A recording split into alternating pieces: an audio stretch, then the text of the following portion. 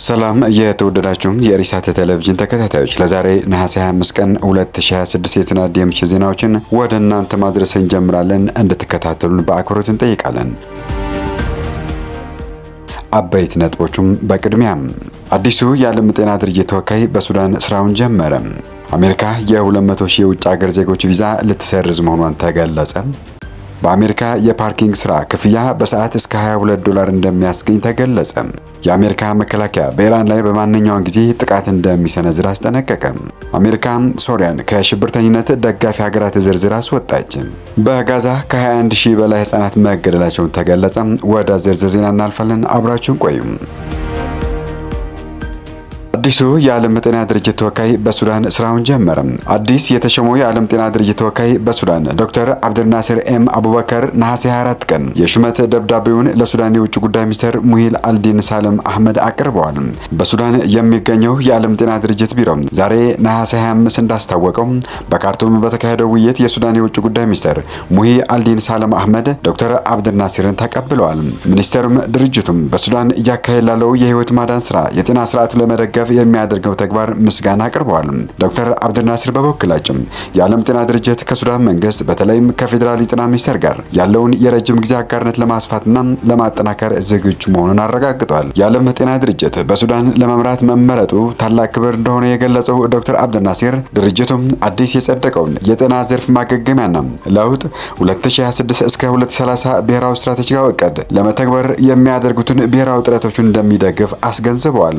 በተጨማሪም የዓለም ጤና ድርጅት በ3 ዓመታት የቆየው ጦርነት በእጅጉ የተጎዳውን የሱዳን የጤና ስርዓት በማገገም ረገድ መሪ ሚና እንደሚጫወት አረጋግጧል። ዶክተር አብድልናስር በዜግነት ካናዳዊ ሲሆን በህዝብ ጤና ዘርፍ ከ30 ዓመታት በላይ ሰፊ ልምድ አለው። ከግንቦት 2022 እስከ ሐምሌ 2026 በሊባኖስ ጊዜያዊ የዓለም ጤና ድርጅት ተወካይ እናም በኋላም ዋና ተወካይ ሆኖ ማገልገሉም ሪፖርቱ ያመለክታል። አሜሪካ የ200 ሺህ የውጭ ሀገር ዜጎች ቪዛ ልትሰርዝ መሆኗን ተገለጸ። የፕሬዝዳንት ዶናልድ ትራምፕ አስተዳደር ለጉብኝትና ለንግድ በሚል ወደ አሜሪካ አቅንተው የጥገኝነት ጥያቄ ባቀረቡ እስከ 200 ሺህ በሚደርሱ የውጭ ሀገር ዜጎች ላይ የቪዛ ስረዛ ለማድረግ በዝግጅት ላይ መሆኑን ባለስልጣናት ዛሬ አስታወቁ። ይህ እርምጃ በተግባር ላይ ከዋለም በአሜሪካ ታሪክ በአንድ ጊዜ የተደረገ እጅግ ግዙፍ የቪዛ ስረዛ የሚሆን ሲሆን የህግ ተግዳሮች ሊገጥሙት እንደሚችሉም ተገምተዋል። አሶሺየትድ ፕሬስ ያገኘው የውጭ ጉዳይ ሚኒስቴር ሰነድ እና የሁለት ባለስልጣናት መረጃ እንደሚያመለክተው ከፈረንጁ 2016 እስከ 2026 ባለው ጊዜ ውስጥ የተሰጡ የንግድ ማለትም ቢ1 እና የቱሪስት ቢ2 ቪዛዎችን ይዘው የጥገኝነት ጥያቄ ባቀረቡ ወይም አሁን እያቀረቡ ባሉ ሰዎችን ላይ ስረዛውን ይካሄዳል።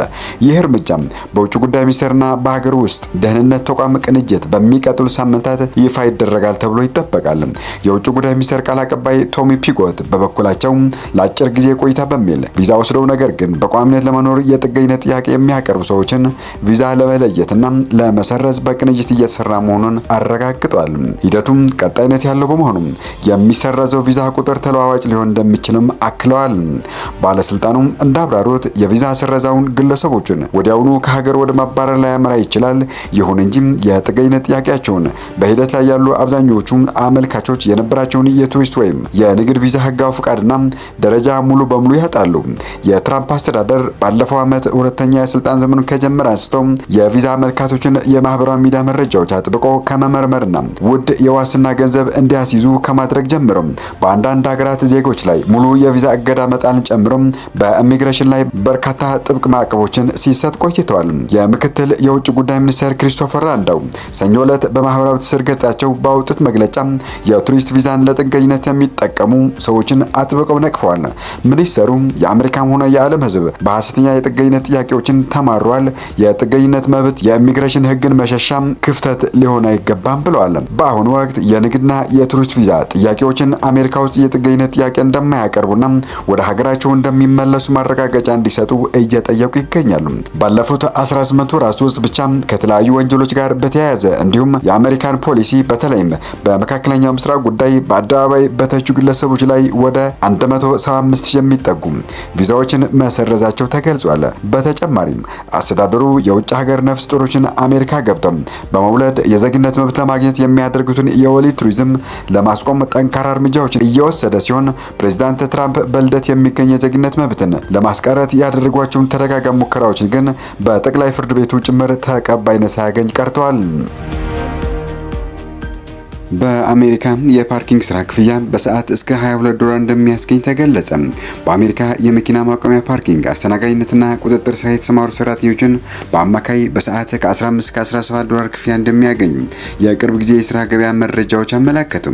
በአሜሪካ የኢንዱስትሪ መረጃዎችና የቅጥር ኤጀንሲዎች ይፋ ባደረጉት ትንተና መሰረት በዚሁ ዘርፍ የተሰማሩ ሰራተኞችን እንደየስራ ቦታቸው፣ ልምዳቸውና እንደሚሰሩበት ግዛት ሁኔታ በሰዓት ከ$9.62 ጀምሮ እስከ $22.8 $4 የሚደርስ ገበያ ያገኛሉ። ይህም በአመት በአማካይ ከ$30,000 እስከ $36,000 የሚደርስ አጠቃላይ ገቢ እንደሚያስገኝ ተመልክቷል። በተለይም እንደ ካሊፎርኒያ፣ አላስካና ኮሎራዶ ባሉ ግዛቶች የፓርኪንግ ሰራተኞች ክፍያ ከተጠቀሰው አማካይ መጠን ከፍ ያለ ሲሆን በሰዓት እስከ $21 የሚደርስ ክፍያ ይከፈላቸዋል። ከዚህ በተጨማሪም እንደ ቫሌት ፓርኪንግ ባሉ አሰራሮች ላይ የሚሰሩ ሰራተኞችን ከተወሰነላቸው መሰረታዊ ደሞዝ በተጨማሪም ከአገልግሎት ተቀባዮች ከሚያገኙት ተጨማሪ ስጦታ ማለትም ቲፕስ አጠቃላይ ገቢያቸውን ያሳድጋሉ። የስራው ተፈጥሮ የመኪና ማቆሚያ ስፍራዎችን መቆጣጠር፣ ትኬት መስጠት፣ ደንበኞችን ማስተናገድና መኪና ማቆምን ማመቻቸት ላይ ያተኮረ ሲሆን ለስራው የሚጠየቀው መስፈርትም አነስተኛ መሆኑን ለብዙዎች የመጀመሪያ የስራ ዕድል እንዲሆን አድርጎታል። የአሜሪካ መከላከያ በኢራን ላይ በማንኛውም ጊዜ ጥቃት እንደሚሰነዝር አስጠነቀቀ። የአሜሪካ የጦር ሚኒስትር ፒት ሄግሴስ በሰጡት ጠንካራ ማሳሰቢያ ዋሽንግተን በሆርሙዝ የባህር ወሽመጥ ሆነ በሌላ በማንኛውም ስፍራ በኢራን ላይ ወታደራዊ እርምጃ ከመውሰድ ወደ ኋላ እንደማትል አስጠንቅቀዋል። ይህንን የዋሽንግተን ዛቻ ተከትሎ የኢራኑ የኢኮኖሚ ሚኒስትር አሊ ማዳኒዛዴህ በበኩላቸው እስላማዊቷ ሪፐብሊክ የዋሽንግተንን አዲስ ማዕቀብ ሙሉ በሙሉ ለማክሸፍ የሚያስችል የ2 ዓመት ጠንካራ እቅድ መንደፏን በማስታወቅ አሜሪካን ሌላ አሳፋሪ ሽንፈት ይጠብቃታል ሲሉ አጣጥለውታል። ማዳኒዛዴህ ለኢራን ብሔራዊ ቴሌቪዥን ቀርበው በሰጡት ስሜት ቀስቃሽ ቃለ ምልልስ የኢራን ሕዝብና የመንግስት ባለስልጣናት ጽናትና ቆራጥነት ለመፈተን ያልቆፈሩትን ጉድጓድ ያልፈነቀሉትን ድንጋይ የለም፣ ነገር ግን በሄዱበት ሁሉ ሽንፈት እየተከናነቡ ተመልሰዋል። እሁድ ደግሞ ሌላ ተጨማሪ ሽንፈት ለመቅመስ እየቋመጡ ይመስላል በማለት የአሜሪካን እርምጃ አጥብቀው ተችተዋል።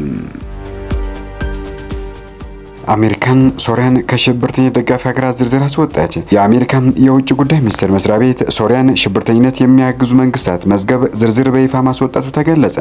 ሶሪያን በዝርዝሩ ላይ ከ1979 ጀምሮ መቆየቷን መረጃዎችን ያመለክታሉ። ውሳኔው በሶሪያና በዋሽንግተን መከላከያ ያለውን ግንኙነት የሚያሻሽል ትልቅ ለውጥ ሲሆን ለሀገሪቱ የውጭ ኢንቨስትመንት፣ የፋይናንስ ግንኙነት፣ የድጋሚ ግንባታ እድሎች ሊያሰፋ እንደሚችል ተገልጿል። ቱርክም የአሜሪካ መንግስት እርምጃ በበጎ አይን እንደምታየው በመግለጽ በሶሪያ ከሚደረግ የልማትና ተጓዳኝ ስራዎች አጋዥ እንደሚሆን እምነቷን ገልጻለች። በጋዛም ከ21,000 በላይ ህጻናት መገደላቸውን ተገለጸ። በጋዛ ጦርነት ከጀመረበት ጊዜ አንስቶ የተገደሉት ህጻናት ቁጥር ከ21500 በላይ መድረሱን በጋዛ የሚገኘው የመንግስት ሚዲያ ጽሕፈት ቤት ዛሬ ማክሰኞ ነሐሴ 25 አስታውቀዋል። በጋዛ የሚገኘው የመንግስት ሚዲያ ጽሕፈት ቤት እየተካሄደ ያለውን የህጻናትና የንጹሃን ዜጎች ግድያ እንዲሁም እስራኤል በመኖሪያ ቤቶች ላይ የምታደርገውን የቦምብ ጥቃት የዓለም አቀፍ ህግ ጥሰትና ቀጣይነት ያለው ተኩስ አቁም ስምምነት መጣስ ነው ሲል ኮንኖታል። መግለጫው ግጭቱ በጥቅምት ወር 2023 ከጀመረ ወዲህ የህፃናት የሞት ቁጥር አሁን ላይ ከ21500 በላይ መድረሱን ያመለከተ ሲሆን ይህ ቁጥር በጋዛ እየተከሰተ ያለውን ሰብአዊ አደጋ የሚያሳይ መሆኑን ተገልጧል። በተጨማሪም እስራኤል በጋዛ ከሚገኙ 1205 መስጊዶች ውስጥ 1244ቱን ኢላማ በማድረግ 1077ቱን መስጊዶችን ሙሉ በሙሉ ማውደሟን የአናዶሉ ዜና አገልግሎት ዘግበዋል። የእስላማዊ ሐማስ ተቃውሞ ንቅናቄም በጥቅምት 10 ቀን 2025 በጋዛ እየተካሄደ ያለውን ጦርነት ለማቆምና ምርኮኞቹን ለመለዋወጥ ከእስራኤል ጋር ስምምነት ላይ መድረሱ ይታወቃል። የእስራኤል ወታደራዊ ኃይልም በጥቅምት 10 ቀን 2025 የተደረገውን የተኩስ አቁም በይፋ አስታውቆ የነበረ ቢሆንም ውሉን በተደጋጋሚ እየጣሰ ይገኛል። በእስራኤልና በጋዛ ግጭት ከጥቅምት 7 ቀን 2023 ጀምሮ ከ76000 በላይ ሰዎችን መገደላቸውን ዘገባዎች ያመለክታሉ። የደረሱበት ያልታወቁም በሺዎች የሚቆጠሩ ሰዎችም በፈረሱ ህንጻዎችን ፍርስራሽ ስር ተቀብረው እንደሚገኙ ይታመናል። ከተኩስ አቁም ስምምነቱ በኋላ እየተካሄደ ባለው ጥቃት ከ1000 በላይ ፍልስጤማውያን ተገለዋል። ውድ የኢርሻድ ቴሌቪዥን ተከታታዮች ለዛሬ ምሽት የተሰናዱ ዜናዎችን አበቃን። ቀጣይ እስከምንገናኝ መልካም ተመኘን። ሰላም።